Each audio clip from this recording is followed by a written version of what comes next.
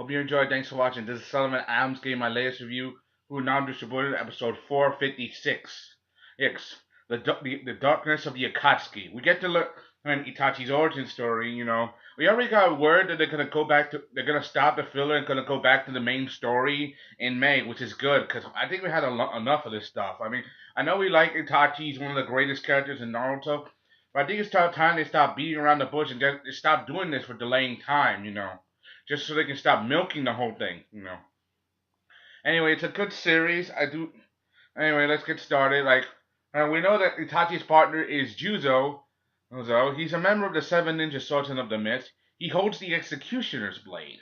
I mean, it looks like he was the previous Executioner's Blade's owner before Zabuza got his hands on it. And in this episode, we get to see an explainer video. How Itachi became a member of the Akatsuki, how he joined. I mean, it looks like obviously he and Juzo, like even though they're partners, they don't seem to be friends or anything. I mean, Akatsuki, they don't. I mean, they don't. Hey, they may be comrades, but they don't take each other as best friends. Remember, they each use each other as a means to an end. We get to see this before. Now they are members of the Akatsuki. I mean, she's always been used in two-man squadrons. To a certain degree. I mean, this is like also another origin story to the Akatsuki. It's definitely a big game changer. I like this episode because we get to see so much. We get to see even though Itachi and Juzo, like they're partners, but they don't seem to rely on each other as friends. Like we get to see that Juzo, he's committed to the cause. Itachi, he's doing this for obvious reasons. To infiltrate the Akatsuki so he can protect the hidden leaf. Remember, he's branded a rogue ninja, so he has no choice but to act as a criminal. See how he and Juzo act, how they interact, even how happens at the end. Things are like very complicated and dense. We also get to see that Orochimaru, he's very, very interested in Itachi. Even ask him right off the bat, do you want to be partners with me? But we all know in the end what he wants.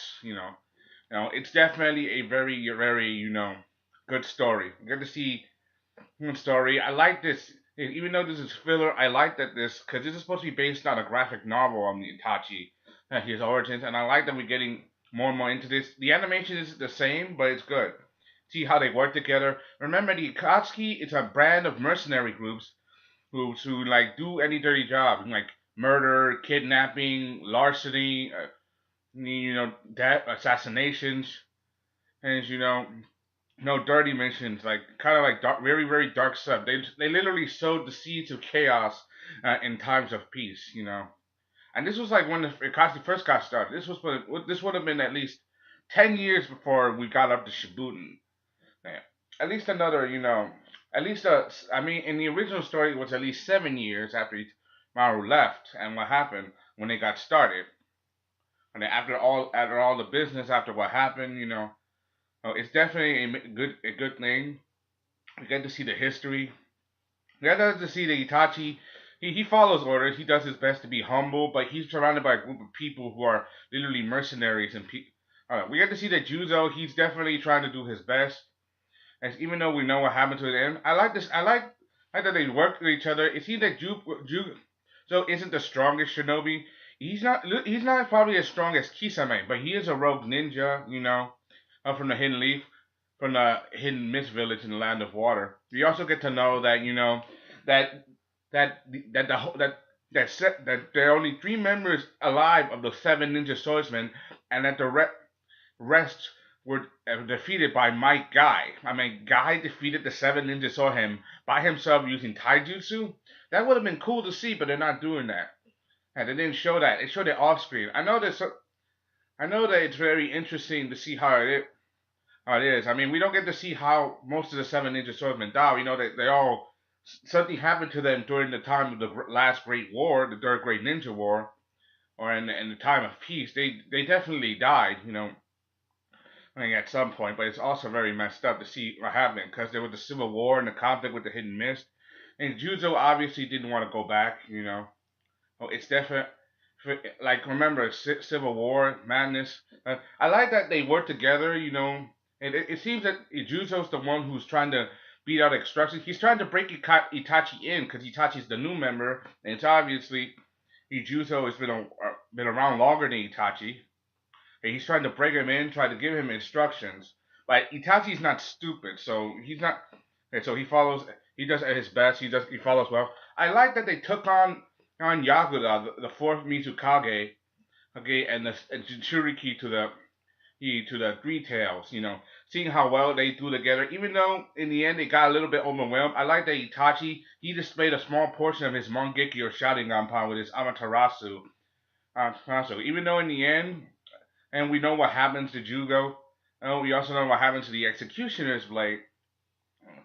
Hey, even Juzo even asked him early on in the episode, if anything happens to me, if I get captured in the land or unable to move or escape, you have to be the one who kills me. So basically, so it's obviously he's a warrior, trained and bred, and he's determined to die to fulfill the mission and do things by any means necessary, to accomplish his goal. I even see in their combination that Juzo, fooled them by using a water clone, so they had planned an event. It was a nice combo, but it ultimately didn't last. We have to see further so that Kakazu killed his own partner in a fight, and they even have recording of it. Kakazu apparently he hated his partner, even though we don't even know his name. He killed him without hesitation, so he can defeat his enemy. I mean, he is definitely very epic, and seeing how Wei is, and we also get to see that Orochimaru he tried to be the snake he is. He tried to go after Itachi's body. Seeing how Itachi stares him down, and see how Itachi manages to beat him so easily, and we get to know that how this is how he and Kisame and became partners. Anyway, it was a good story. I liked the animation. It was nice, and it was a nice touch of pace. That's all I gotta say. I did like the story. Hope you enjoyed. Thanks for the current subscribe. Thank you. We have to see that. To see the next episode is going to be about Deidara coming on behalf of the Akatsuki and joining Sasori, and he gets to go after Orochimaru. It's definitely a nice pace of story because we get to see more. I mean, think about it. Orochimaru pulled out Akatsuki. That makes him a traitor. So basically, he's now their enemy. So they're probably gonna take him on. I can't wait to see how epic that fight's gonna be. Hope you enjoyed. Thanks for watching. Subscribe. Thank you. This is Solomon Islands. Give my latest review of Naruto Shippuden episode 456. Hope you enjoyed. Thanks for watching. Comment, right, subscribe. Great story. Thank you.